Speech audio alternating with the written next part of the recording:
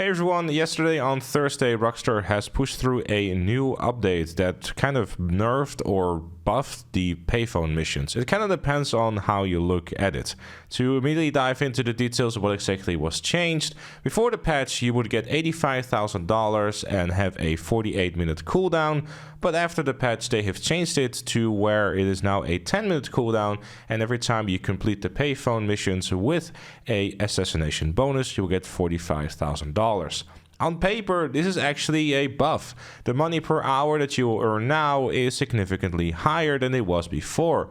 However, what most people I guess were using the payphone missions for was a quick $85,000 for just simply doing something in just a few minutes time. Personally, I just more so see this as a buff, really. This is something you do more frequently now, and because of how short they are, let's say hypothetically you are doing a sourcing mission in your import-export, which is something that I've been doing lately. Sometimes you get stuck staring at a cooldown for 2 minutes, and a payphone hit is actually a very solid way of doing something in literally 1 or 2 minutes. So I guess that's kind of what the payphone missions are going to be from now on. Just short, bite-sized missions for a decent chunk of money. There's a lot of things like this out there in the game nowadays, and for $85,000 and waiting 48 minutes for that, I think a lot of times it was kind of like, what is the point in waiting for this long for something that pays that little? At least that's how I viewed it. I never really saw it as something that was a money-making opportunity, unless you were someone who was just looking to make a quick buck,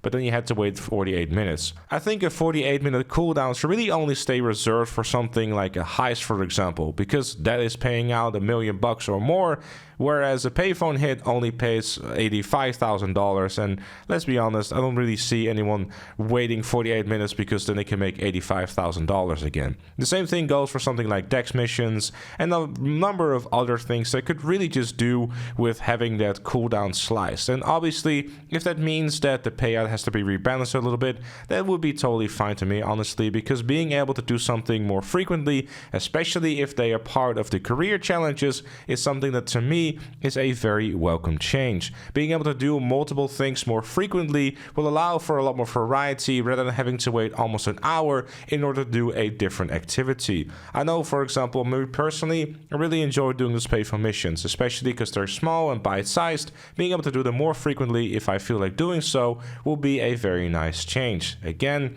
this is a buff on paper. The money per hour you'll be earning with these is a lot higher than what it used to be. Regardless, that is all there is to it for this one. Thank you so very much for watching. Leave a like if you enjoyed or found it useful. Let me know your thoughts in the comments down below. And become a member like Chloe, GTA Plus, Notorious Jam, Dan, and the Crystal Onyx. Thank you for watching, and I'll see you all later.